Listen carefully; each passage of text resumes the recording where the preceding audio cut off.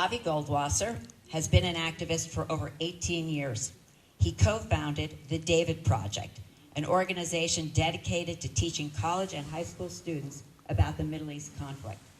He is also a former member of the board of the directors of the American Jewish Committee, AJC, in Boston, the JCRC of Greater Boston, and the Boston Bureau of Jewish Education.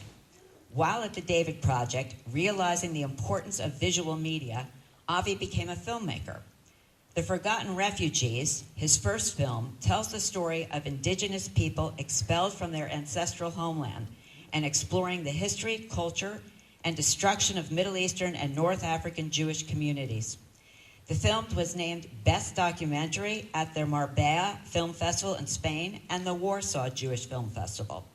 The film has been translated into 6 languages and has been broadcast on over a dozen PBS stations in the United States and on Israeli television. It was also shown at the UN, the US Congress, and the British and Italian parliaments. He also produced the J Street Challenge, a documentary about an advocacy group that promotes American initiatives to force the Israeli government to establish a Palestinian state as the solution to the Arab-Israeli conflict. Avi produced several films about the hostility toward Jewish students on US campuses, including Columbia Unbecoming, Northeastern Unbecoming, and his most recent film, Hate Spaces, The Politics of Intolerance on Campus, which we showed for our audience with Avi 2 years ago.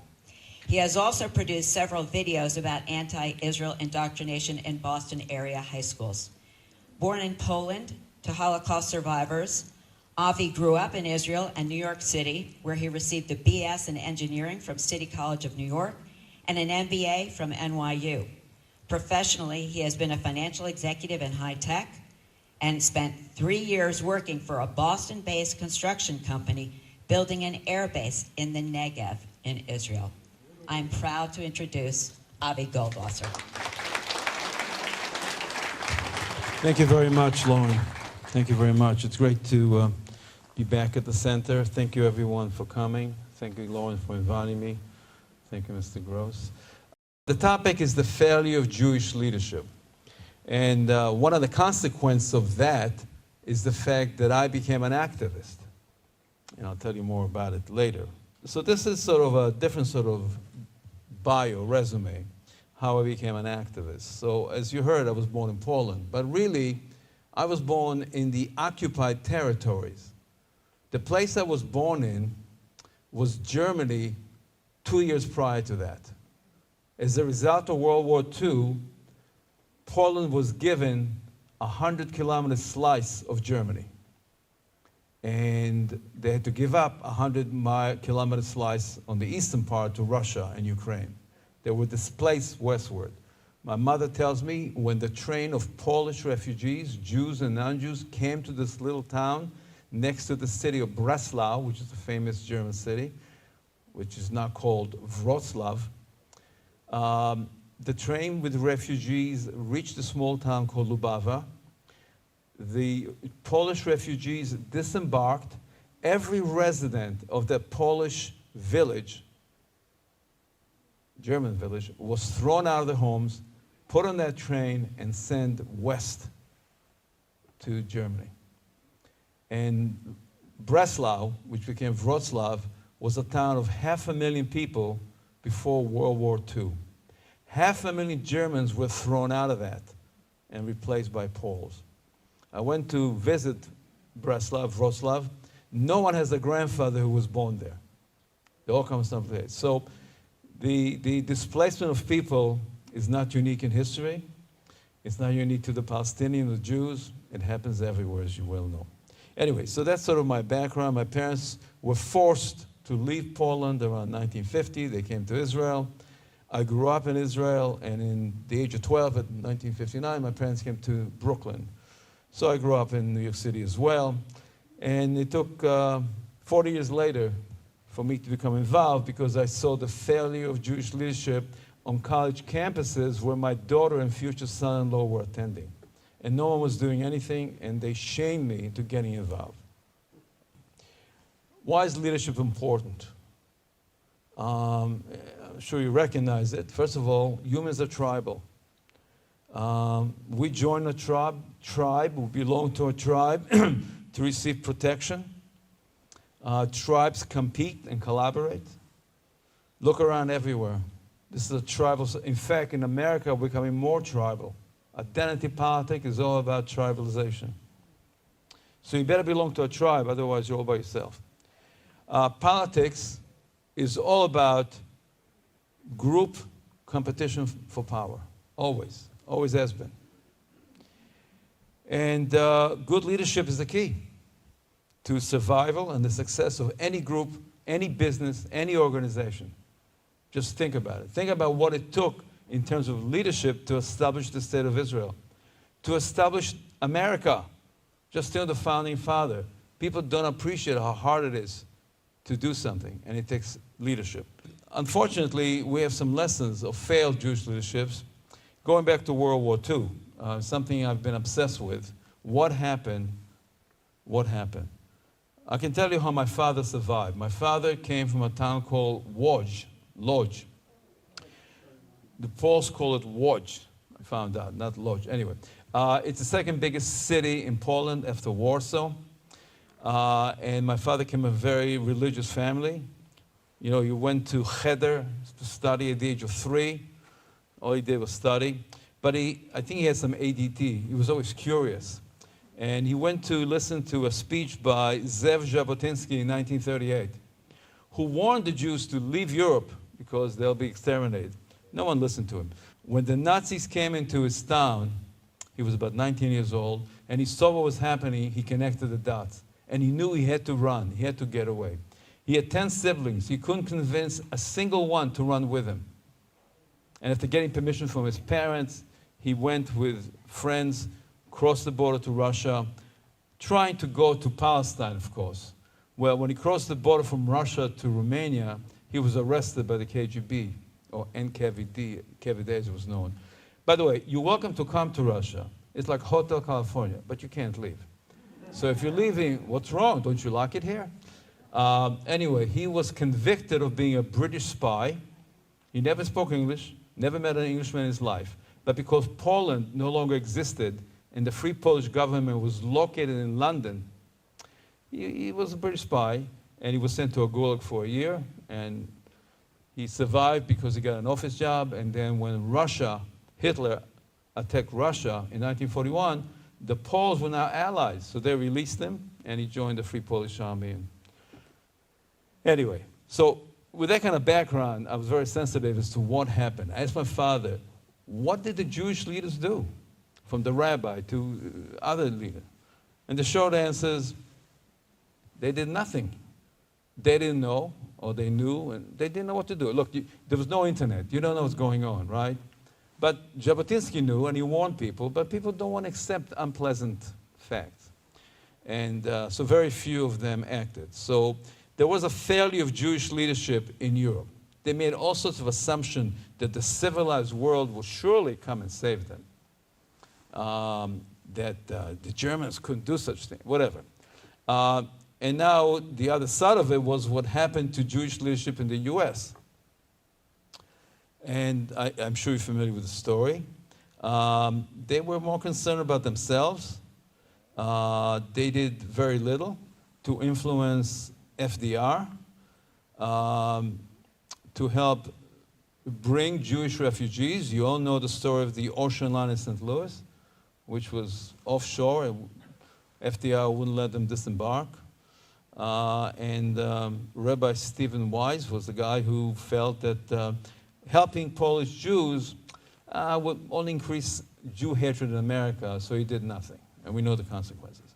So it's one example of failed Jewish leadership in the past. What's happening today? Well, if you were to judge by what's happening, you see a significant increase in anti-Semitism. This is an ADL report of incidents. So these are reported incidents, not all the things that happen. And it's going up. So if you are a leader, what are you doing about it? Who's responsible? Who's going to be held accountable for this? Now, in all fairness, it's not a simple matter. I certainly don't think that you can blame everything that happens on Jewish leaders. Right? A lot of things that happen are out of our control. The only thing that's within our control as the Jewish community is picking their leaders. And if they don't succeed, then we have a problem. By the way, you know who picks Jewish leaders? Name any organization, ADL, AJC. They're people with the money. They're not elected by the community. They're anointed by the wealthy donors. And they serve at the pleasure of the wealthy donors. And the fact that despite the rise of anti-Semitism, they continue to have a job is interesting. So this is my view of what's happening in America to the American Jewish community. The more you know, the more anxious you're going to be. Certainly the increased concern. We have a guard here, somebody protecting us. Hi, thank you. My granddaughter was bat mitzvah. She lives in Orlando. And we had to get security. Now, I was bar mitzvah in Brooklyn. There were no guards, no police. And you go to any Jewish institution today, there's security. You can't get in, there's police. Why? So, Jews have been murdered, as you know, in America, harassed, bullied, beaten, defamed, maligned, demonized. And there's politics. Politics is the way tribes vie for power. Organized against the Jewish community. I'm talking about the US Congress or the mayor of New York. So let's talk about what is Jew hatred, what is anti-Semitism. There's some confusion there, and I just want to make sure we have a shared understanding. So as you know, it started out because of some disagreement of beliefs. Who is God, who's the Son of God. And then it grew up to be a conspiracy theory about Jews having a lot of power and doing all sorts of bad things. And then it became a policy of excluding, harassing, degrading, and ultimately genocide. Okay, so we know that's sort of the evolution. But if you think about it, what is Jew hatred all about? In every instance, and it's unique, it's about elimination. Nobody talked about killing all the black slaves or the gypsy. The only group targeted for genocide have been Jews. Interesting. Why? So Jews, it's also elimination. First, it's elimination of Judaism. Christians and Muslims wanted to convert us. And if we didn't, they killed us or diminished us. So that was just to eliminate Judaism. Next, the Nazis came. That didn't work too well. So the Nazis said, we have to get rid of the Jews altogether. They're irredeemable. And that was the elimination of the race, the people. And today, it's the elimination of the only Jewish state. Of all the nations of the world, that's the one that you have young college kids want to eliminate. Interesting. Why is there Jew hatred? What motivates this kind of hatred? Well, number one is always it's tribalism. You hate the other guy. There's always a reason to hate the other guy. He lives across the river, he looks different, whatever. But for Jews, there's envy and resentment. You think about it. In fact, I've met quite a few people who are hostile to Israel, and maybe, I'm sure they're anti-Semitic too. And when you drill down, it comes down to the same thing. It's about envy. And of course, there are conspiracies, as you well know. There aren't conspiracies about gypsies. I haven't heard a single conspiracy about gypsies. So there's the historical stuff. And now we have the new stuff, which is the real threat, I think, which is the cult of equality. Now, it sounds nice, okay? But let me ask you a question. If you truly believe that all people are equal and that all groups are equal, how come Jews always do better? Either what you believe isn't true, or there must be cheating or satanic or plotting. Otherwise, you can't explain it. 28% of Nobel Prize winners? Doesn't make sense. 50% of the doctors in Vienna were Jewish? Come on. Doesn't make sense. There must be colluding or plotting. So when you believe in equality of results, Jews have to suffer by definition, because Jews always did better. And then there's now the cult of victimhood. If you're a victim, you have a higher moral standing. You can never be blamed. You get privilege. And of course, we have a lot of young, silly people who believe that the purpose of life is moral purity. Right? I want to have a clear conscience. I don't want to hurt anybody. That's the most, and we'll share some other things about it later. Okay, as I said, the Hebrew Jews is different. It's very important to recognize that minorities are typically hated and defamed because of demeaning characteristics. Blacks were viewed as lazy and shiftless, gypsies as thieves, okay? Some groups are stupid, some, whatever it is. Jews, it's not demeaning characteristic in that sense. Anti-Semitism is based on the fact that Jews have done very well wherever they go. All right? And there's an envy and resentment of that success. And a suspicion as to why they're successful. All right? Is it satanic? Is it collusion? Are they cheating? And of course, then, because they're so successful and because they're so visible, you begin to develop conspiracy theories. Here's a little video about envy and success. How do you respond to people who excel you in invention, creativity, and wealth? Do you envy them? Do you feel their success somehow diminishes you? Or do you admire what they've achieved and try to emulate it?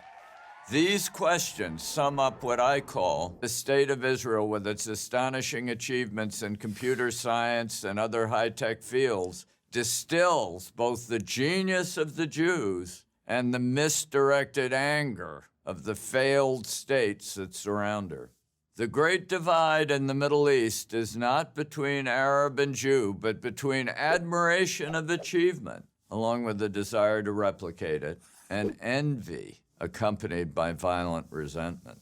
Okay, so this is the thing. Whenever, and I'm on Facebook a lot, whenever people start criticizing Israel or Jews, I quickly point to them that they're driven by envy of Jewish success. And you know, they don't know what to say. They can't deny Jews are successful, and they can't deny they're envious because that's what it's all about. So we have been, as a community, too shy about going on the offense. Going on the offense means we need to accuse them of being bigots because of their envy and resentment of Jewish success.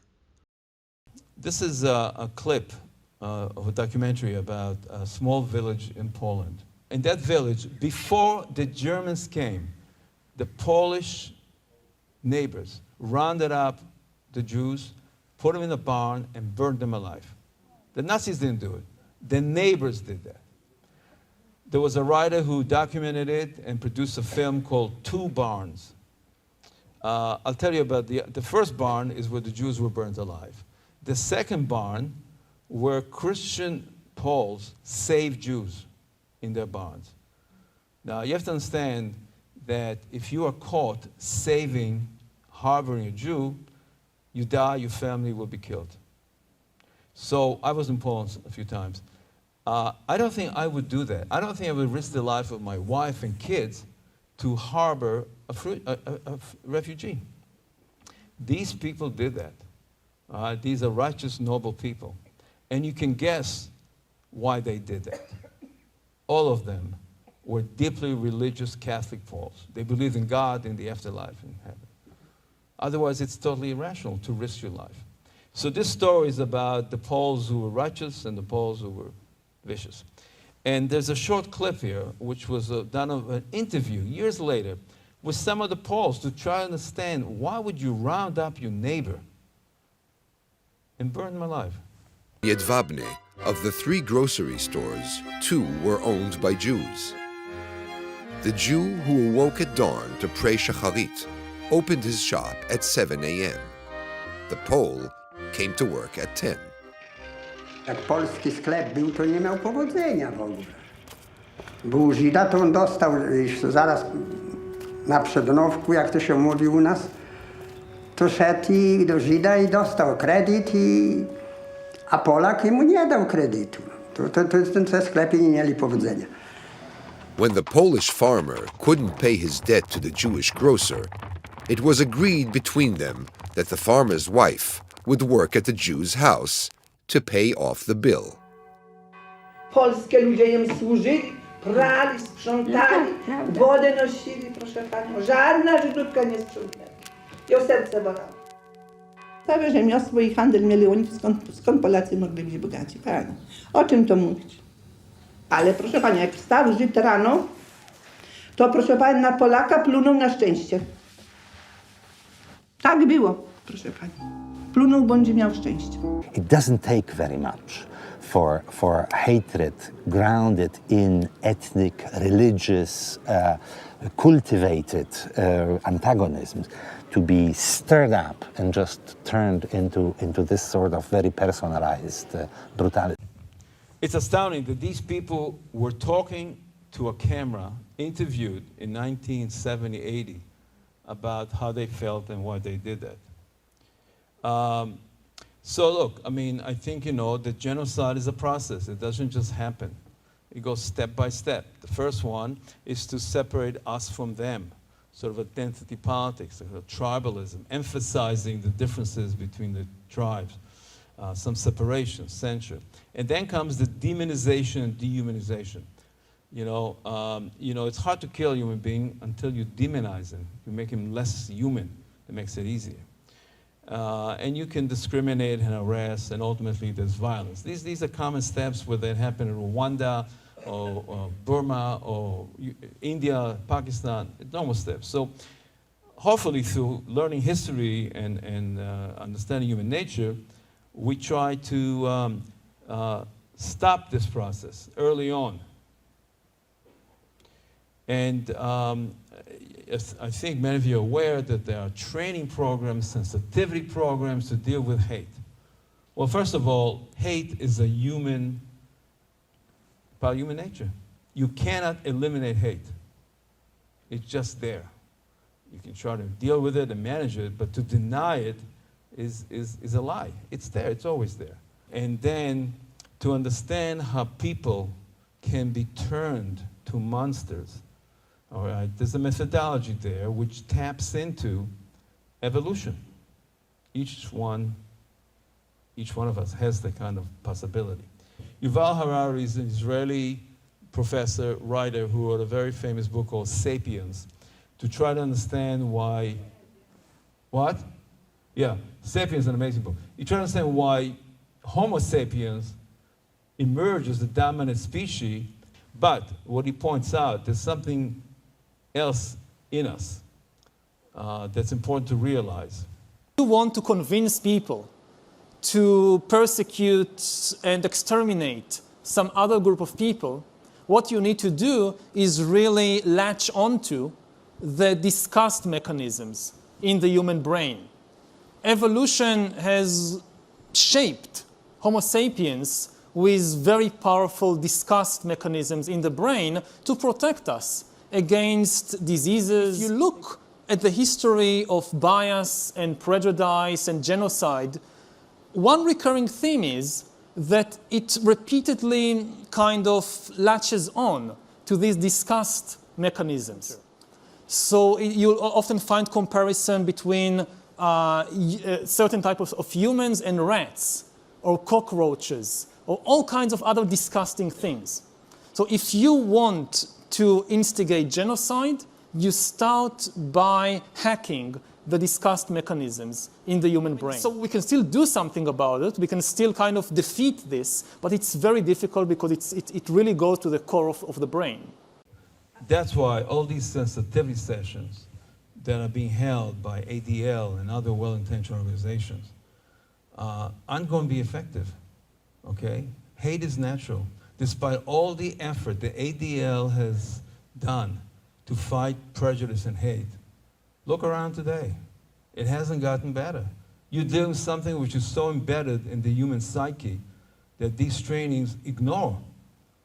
They think in fact, think of the Holocaust.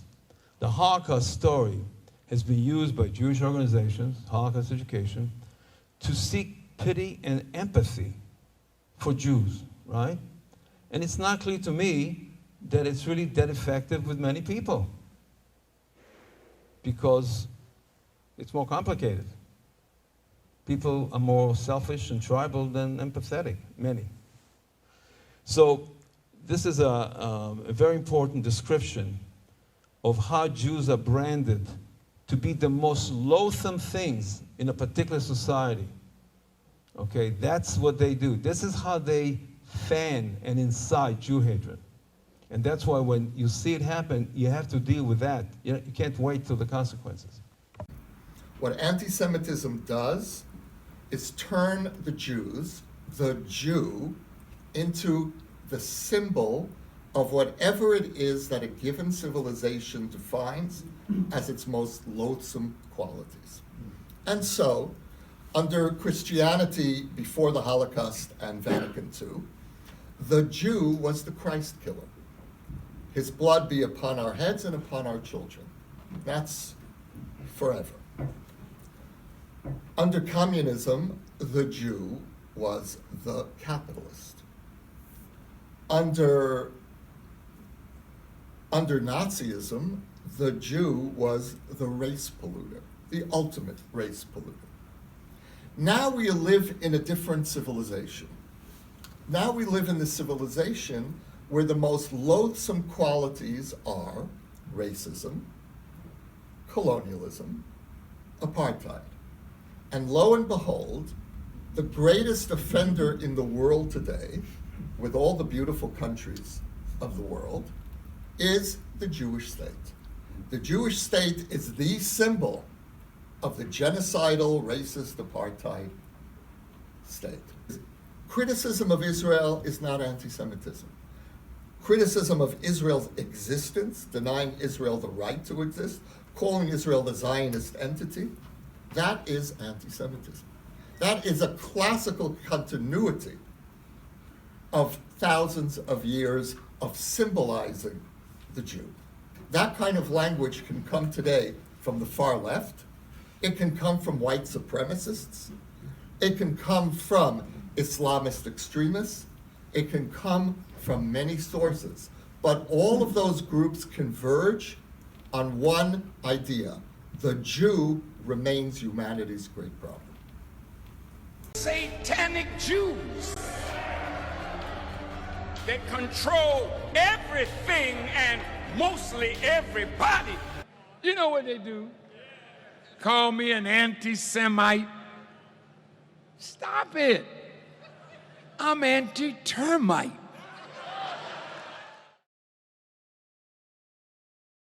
Jews have ever been present among us is to open their outposts, their retail stores, to sell us damaged, cheap goods, marked up against the price. They were down there in the cotton fields in the Mississippi Delta teaching the white Anglo-Saxon Protestants who were too stupid to keep us in check after the end of the Civil War. It was the Jews that have taught the white man all the way up to the NBA right now. A modern-day microcosm of a plantation. Minister Farrakhan, contrary to this idea, he attacks them. He is Allah's weapon against them. As a light-giving son, he is exposing them. He is making them known because through the teachings of the Honorable Elijah Muhammad that only he is bringing, That's right, we will be freed of this blood-sucking parasite, so they will no longer be able to sell us alcohol, drugs, depraved sex, and every other type of low-life thing that is keeping us from a hereafter. A deluge of anti-Semitic attacks in Brooklyn over the last couple of weeks committed exclusively by members of the black community. It seemed like the Jewish people own all the buildings out here, and they own everything, and they're not sharing nothing. They own everything. They're coming over here, they're taking over, but they're not renting it back to us. See, they're kicking us out. Love conquers all. They're controlling all the jobs, the economic growth in the community. You think the Jews here are not really American? They know it. So black people would have reason to attack Jews. I wouldn't say they have reason to, but it is understandable. Shocking video shows kids in Philadelphia, in America, at an Islamic center appearing to vow to chop off heads and sacrifice their lives, all in the name of Allah. Watch.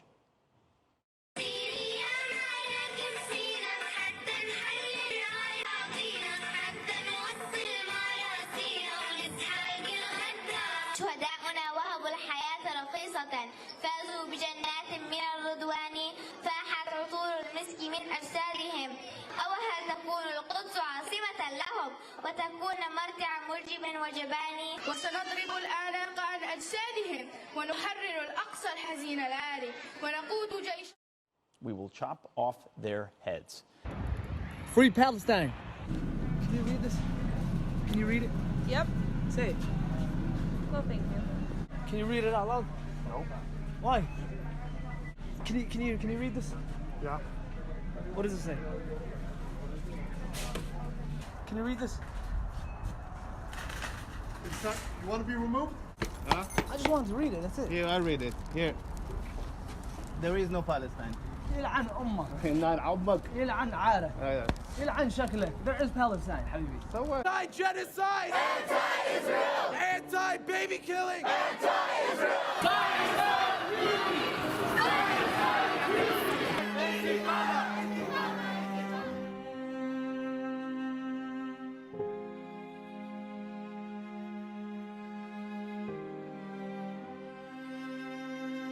Long live the Intifada! Intifada! Intifada! Intifada! Intifada! Any support of Israel is hate speech. The truth of the matter is, your days are numbered. We support the Intifada! We support the Intifada! Hey, hey! Oh, ho! The state of Israel's got to go! Hey, hey!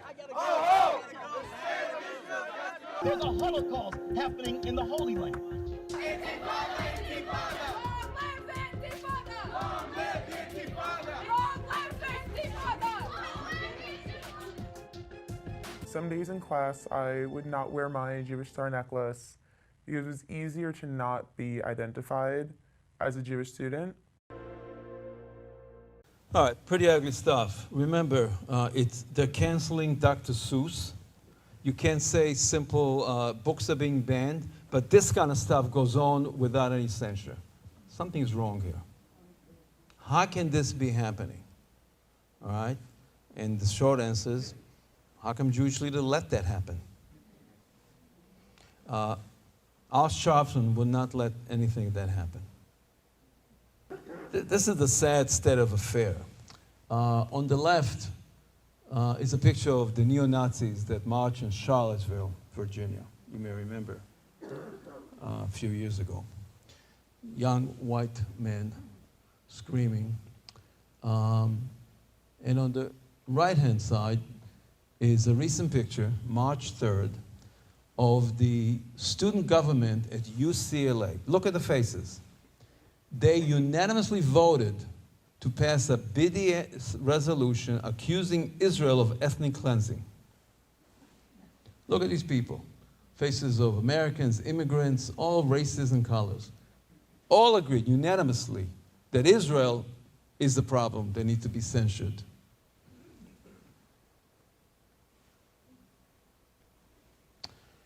The sad reality is the universities have become factories exporting, training, producing Jew hatred. And here are some of the reasons based on my 20 years working on the campus. It starts with radical progressive faculty. And they only hire radical progressive faculty, so they will not let anybody come in. They abuse their position as professors to promote social activism. That's what education means to them. They created many more departments, many more professorship, which increases their number. The best example is ethnic study. Gender, female, black, Chicano, you name it. The professors hired are anti-Semitic, and they're all part of the problem. And of course, the Middle East department, which bring in radical Muslim professors. And then we have the influx of Arab students, both international students. Saudi Arabia sends 100,000 students to study in America, just Saudi Arabia. And then you have immigrants from Muslim countries. And they are the energy of most anti-Israel groups on campus that I saw. I've been to dozens of campuses. They get radicalized. If they weren't radical to begin with, they grew up in a culture which is highly anti-Semitic. And then these professors further incite them. And there's a weak leadership on campus to deal with it, or rather not deal with it. I can tell you that ADL has rarely been seen on campus. Despite everything that you see, they're not there. They're busy helping immigrants, transgender. I mean, they got their own agenda. So what happened in university is critical to understand, because what starts in the university eventually becomes part of the mainstream. And this is an explanation by Melanie Phillips.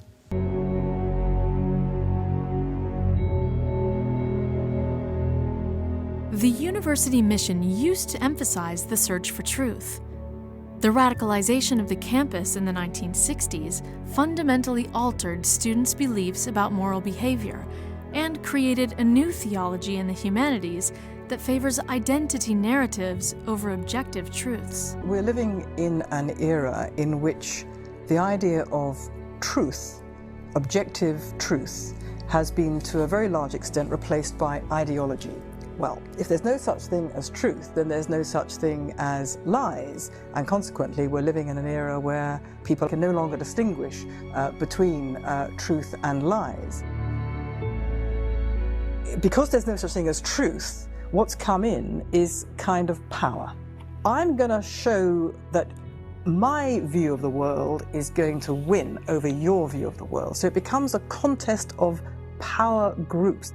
And all these ideologies are power groupings. The more that people attach themselves to ideologies that reject reason, that reject objective reality, that reject facts, that reject history, the more likely you're going to see very aggressive anti-Semitism. Okay, you get the picture. And the question is, why does this continue to happen? This has been going on for 20 years. I got involved because I saw it happening early on in Colombia and in Boston. Why is it happening? This couldn't happen to any other group in America. The leaders of those groups would speak up. They make noise. And this is an explanation. This will continue as long as people keep quiet. And this is Frederick Douglass, who was an abolitionist back in the 1800s. Jewish leadership is enabling it to continue. There's no pain for doing these things. Nobody gets fired. Nobody gets deplatformed. Nothing happens. And Jewish kids are intimidated, harassed. They're exhausted. They're tired. They're tired of arguing, fighting. They came to school to study, to have a good time. And this is just something they don't want to deal with at this point. And they're not getting much support from the adult community. Now, there are exceptions. There are small startups like Stand With Us and Camera and others who've stepped in. And we did the David Project because there was a vacuum there. But that's part of the failure of Jewish leadership, which is why we need effective leadership today. And if you look at the results, if you see what's going on in the country, we don't have it just by what is happening. There's the physical assault, but more dangerous is the ideological assault, as you saw. That ultimately leads to rewiring the brain to lead to genocide. Okay? That the Nazis didn't just start by beating up Jews. There were years, decades of indoctrination by the church and later by the Nazis to turn the public against Jews. Look, we all depend on leadership. Each one of us cannot do it by themselves. That's why there's leadership. And to the extent that this thing continues, it's a sign that these leaders fail. We're talking about college students here. We're not talking about rednecks. I have to tell you, I showed the film Hate Spaces about what's going on in college campuses at a Catholic high school in North Miami. And I've never been to a Catholic high school. And I was very impressed by the way people related to each other, the teachers, the students. I said most of the students were either from South America or Dominican Republic. Very polite. They sat there, they watched the film. They didn't understand everything, but and I did it 7 times for 7 different classes, juniors and seniors. It was interesting. They didn't ask a lot of questions, but they all had the same comment. They said they could not understand how college-educated kids could be so vicious, so haters. They think of haters as uneducated. They believe the solution to hate is education. Well, obviously it's not. These are college-educated kids, and they were puzzled by that. Okay, the other question they had for me is, so this is like the popular girl in the class, right? Excuse me, but why are the Jews hated so much? Is it because they own the banks, the malls? I said, because they're envied for their success. But it was, I mean, she was asking an honest question, because how can you not ask the obvious question? Everybody hates the Jews. Why? So what's happening in our culture, and this is a dangerous thing because it's not unlike what happened in Germany. There is a change in the hierarchy of values. If you think about it, Jewish values, Judeo-Christian values have a certain hierarchy.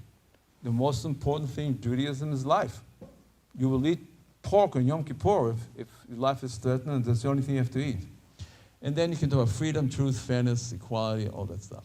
Well, now we are being converted to a new way of thinking with a different hierarchy of values. Hierarchy tells you which trumps which. The biggest value today is equality, egalitarianism. Equality, not of opportunity, equality of results. If there's this disparate outcome, it must be racist. Systematic racism is based on the fact that there aren't only so many black CEOs or billionaires, whatever. It's based on results. And you know where that goes. If your values are based on equality of results, you have to punish Jews. There's no other way to get there. And there's this thought that the underdog deserves your support. I was at a high school in Manhattan, top high school. And I asked the students about, what's your value system? You support of course I support the underdog. I said, 2 kids are fighting in the yard, and the guy on top is beating the guy on the bottom. Who would you support? The guy on the bottom. What kind of question is that? I said, what happens if the guy on top is your brother? No, I have to do the moral thing. I still support the guy on the bottom. You always support the underdog. So I said to them, in 1944, Nazi Germany was the underdog. The Russians were coming from the east, Americans from the west. They were clearly losing. Would you support Nazis because they're the underdog? This is not a sports contest. They never thought of it. They were so instinctively taught the underdog. That's a virtuous thing to do. And again, the cult of victimhood. If you're a victim, you have special status. And whatever you do, you must end suffering. End the occupation, no matter what the consequences are. Stop. And again, moral relativism. There's no truth. There's my truth. You have your truth, etc., etc. All these kind of thinking are damaging. Now, this is the sad part. If you study what the Nazis did, after thousands of years of the church teaching Jew hatred, the Enlightenment brought out certain ideas of equality and other ideas which also damaged. So Nazi culture was leveraging off the church's anti-Jewish, and then you had intellectual theories, Marxism, Darwinism, and institutionalized bigotry in the schools, which is happening right now in Europe again, and of course, politics of envy. I gotta tell you, Jews lived in Poland for 1,000 years. They were never thrown out of Poland. It's the only country, major country in Europe, that never threw the Jews out. They were expelled from certain cities, but never from the country. So they created an amazing civilization. It's a 1,000-year-old Ashkenazi, Jewish, Polish civilization. It just ended badly. And it ended badly to some extent because of democracy. Because the Jews were brought in by the nobility to do the work that the peasants couldn't do. There were the merchants, there were the middlemen who collected taxes, there were the craftsmen, all the things that the peasant couldn't do. And once Poland became a democracy after World War I, got its independence again, then everybody could vote. And therefore there are politicians whose job it is to get votes and tap into envy and resentment. So they elected people who were anti-Jewish, and they passed anti-Jewish laws in the 1930s. Okay? The point is that that kind of process of instilling, inciting bigotry and violence against Jews is a step-by-step thing which starts with how you influence people, how they think about life, about society. And today you see it again. Anti-Jewish thought leadership is in universities. I can give you the top 100 professors who spew hate every day. None of them were canceled. Academic freedom, academic freedom. Of course, if you disagree with Black Lives Matter, you'll be fired. No academic freedom for you.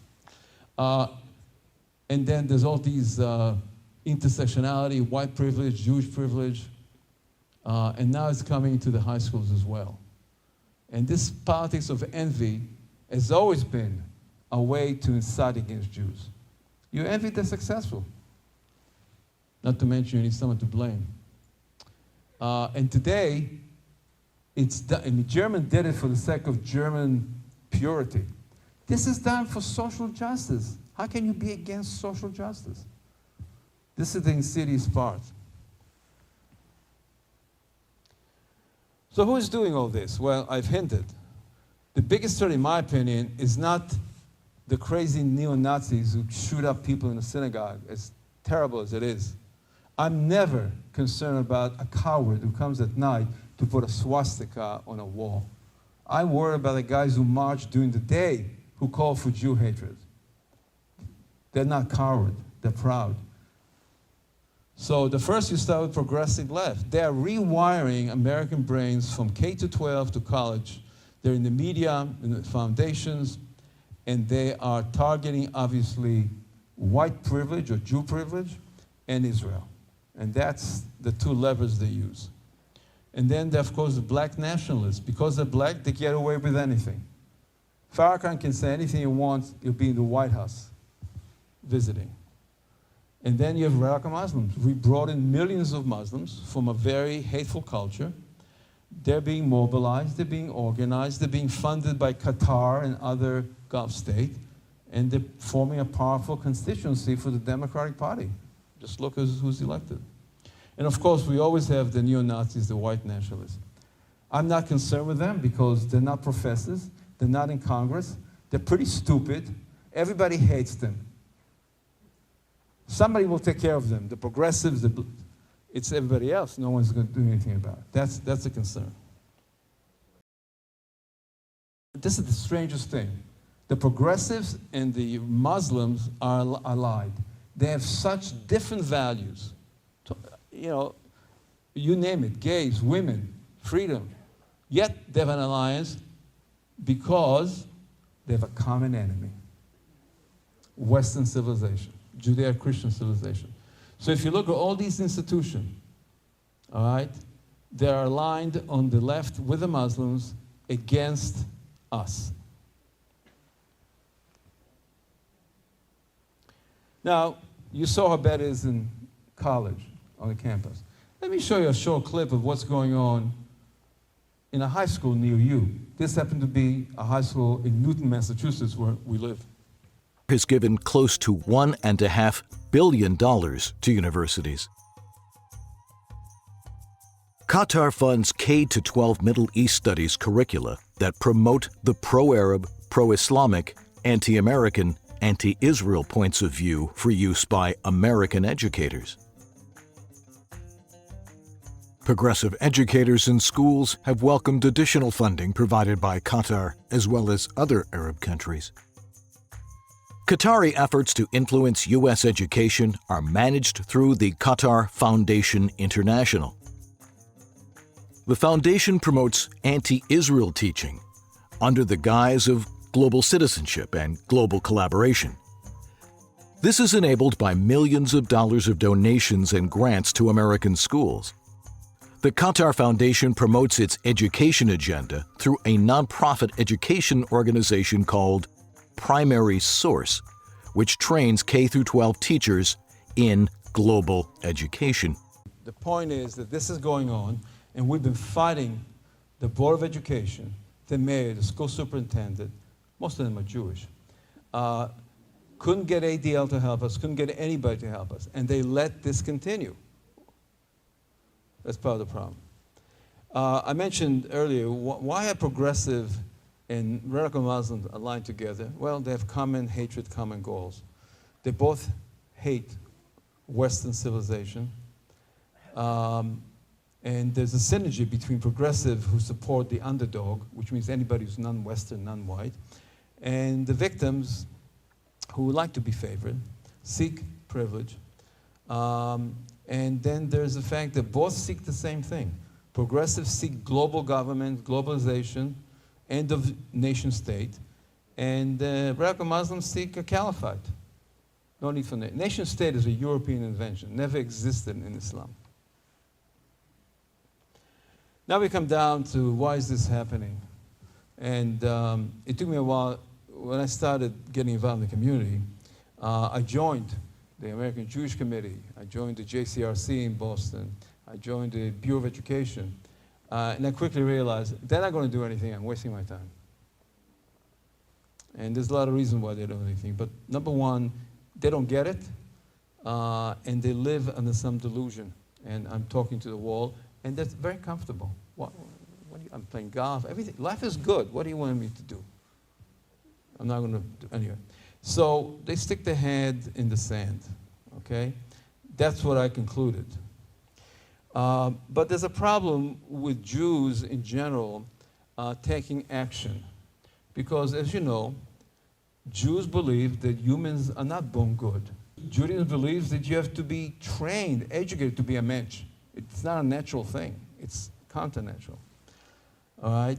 So therefore, you have to be educated to do that. But Jews value morality. Okay? So here's, you know, Bret Stephens is? He's a writer, columnist for the New York Times. The Jews were exiled from politics for 2,000 years. And so, forgive us for being incompetent at it. Politics is related to ethics, and there are always ethical considerations in politics, as often political considerations in ethics, but they're not simply twinned. And so there has always been a view, I think among the Jews, that they would rather be ethically pure and dead than ethically compromised and alive. Young people are naturally idealistic and optimistic about the future. They would like to believe that things will continue as they are, that the good life they enjoy, the fun they're having, will always be there. That's what they've experienced. Why should anything change? So they want to believe. They want to believe in simple solutions to complicated problems. They believe there are solutions to all human problems if you mean well and if you believe. It makes them feel good about themselves and the world. It's inconceivable to me that this conflict can still be in the same place that it is now, 17 or 18 years from now. And so I have to believe that peace is possible. So J Street has to be out there much more. It has to be much louder. So you can find me on J Street because I have a deep commitment to both countries that I consider my own, and because I have a deep commitment to creating good things in the world. Because they are so sensitive and because they are so good-hearted. All I have to do is to go out there and apply this good-heartedness in the world, and it will be improved. And wicked Israel is not as good-hearted as I am. The stupidity of this kind of innocence in a world which is so complicated, when you belong to a people with such a tortured history of trying to arrive at the good in the midst of being persecuted and prosecuted falsely over so many centuries, I mean, it is almost intolerable. There's a human tendency to want to believe in favorable outcomes. It's quite natural as a coping mechanism in difficult situations. This may be an extreme example, but I think you're all familiar with the famous sign outside the Auschwitz gate, which translates in English to mean work makes you free. I'm not sure how many people believed it, but I'm sure many did. They wanted to believe it. They really wanted to because the alternative was just too hard, too painful. On college campuses today, many Jewish students want to believe in the myth of inclusiveness, of diversity, of a welcoming environment, a safe space for everyone. But of course, the reality is different for many Jewish students. This kind of utopian thinking also permeates many Jewish leaders. It makes them feel good about themselves. I'm sure you've heard many sermons by rabbis talking about brotherhood, welcoming the stranger, and world peace. And they may truly believe what they're saying. Certainly history and news around the world today raises serious question about the validity of what they preach. This liberal paradigm that we are all good people and that if we're only nice to other people, they'll be nice to us, is more than just an intellectual commitment, it's an emotional commitment. I don't want to believe that you are so malevolent that I have to fight you. And as a result, when you meet people who might be bad people, you can't afford to identify them. One of the dimensions of the problem is what a number of people have called moral narcissism, which is this, it's an overwhelming concern about personally being a moral person and really not caring about the consequences outside of one's own solipsistic concerns. That's the good Jew, the Jew who helps everyone else, the Jew who puts others before themselves, the Jew who cares more about strangers than they do about family. The world is a messy place, but for moral narcissists, the key thing is I want to feel good about myself. This describes my view of most Jewish leaders. Nice people, they mean well. They want to do the right thing. Not necessarily for the Jews. Okay. Why is leadership failing? Number one, they have conflicting loyalties. That's the biggest problem. They're not just Jews who pursue Jewish values. They pursue progressive values. And they claim they're Jewish value, but they're not. Tikkun olam is not a Jewish value, no matter what they say. It's a thought within Kabbalah, but it's not the essence of Judaism. And what they've done is expand the mission of ADL specifically from fighting against Jew hatred to fighting against all forms of hatred. We, a tiny, tiny minority, are going to save the whole world. Great. With our unlimited resources. And the other thing is they cannot explicitly deal with black Jew hatred or Muslim Jew hatred or leftist Jew hatred. It's too close to home and they don't know how to reconcile it. So it's easy to focus on the Nazis. Everybody hates the Nazis and far right, okay? But it's not so easy to talk about the progressive and radical Muslims, the real threat that we face in the universities, okay? And they don't want to deal with it. When I tell you, when you talk to them, it's amazing how they minimize the problem. That's one way to ignore it. They encourage immigration from countries they hate Jews. What do they expect? What do they expect? This is the priorities of ADL and most federations. I checked several websites. They want to confront hate and discrimination and secure justice for all. That's wonderful. We're going to do it. The 6 million Jews in America are going to take care of 300. Now, they're bringing more people for us to help. So they're focusing on race justice, racial justice, criminal justice, education equity, women equity, voting rights, LGBTQ, immigrant. How can we do all this and still protect the Jews? It's not as if Jews are secure right now. Jews are being attacked. Okay? How do these benefit the Jewish community? They don't. They benefit the leaders who feel good and can socialize with their friends in the other organization. I asked them, tell me how this helps Jews. So, well, in the long run, you know, we get some benefit. They'll care for us. We care for them. Really, after everything we've done for the African American community, there is no reciprocity. There's no gratitude. They're following their own self-interest. You can't blame me for that. Why did you expect them to sacrifice self-interest and the millions of dollars they get from Qatar and other places to say thank you to the Jews? They didn't say thank you. They resent the Jews for doing that. So the problem is that the leadership has false beliefs that fighting for social justice will reduce Jew hatred. It hasn't worked so far, but they're not convinced. We have to double the effort. They believe in reciprocity. We'll have them, they'll help us. We used to tease the Jewish leadership in Boston saying, when will you ever get any reciprocity? What are you waiting for? Got nothing. Sensitivity trainers, Holocaust awareness. I think seeking empathy has limited impact. It works with decent people. Anyway, I think you understand my point. I don't know if you can read this. This is an immigrant student at the University of Tennessee who wrote, what's the difference between a Jew and a pizza? A pizza leaves the oven. You think he was censured? You think he was dismissed? No, this is one. We have hundreds of these. What's to be done? This is the last slide. I'm sorry, I'm running a little over. So this is what we think is a personal view. Charles Jacobs and I work together. Number one, the situation is serious. You have to do something now. You have to declare it. This is an emergency.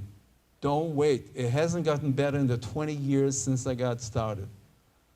And many times when I go to Jewish leaders, they say, oh, it's a small problem. Don't worry about it. It's just here. It's like, doctor says, you have a little lump. Just don't worry about it. Just a little lump. What are you worried about? Right. We need leaders who are willing to fight back. Most leaders are either rabbis or academics. They're not fighters. The tough Jews of World War II who beat up Nazis in New Jersey. No, Jews grew up in the suburbs. They're very comfortable. They're admired for the scholarship. They don't want to fight back. They want to make peace. They want diplomacy. They think that's how you solve problems. And they spend money for non-Jewish causes because they get a lot of COVID, they get invited and they're good liberal. We need alliances which are honest, not one-way alliances. And the public needs to be educated about the true nature of Jew hatred. All the public knows that Jews are rich, successful, and privileged, and white. And we need to deconstruct the poisonous academic social theories that demonize Jews. This is dangerous. The youth is latching on to this false logic. And we need to try different things. To continue to do what we've done in the past will give us the same result. That's the definition of insanity. Why would you expect things to change if you keep doing the same thing? So that's my message. Thank you so much.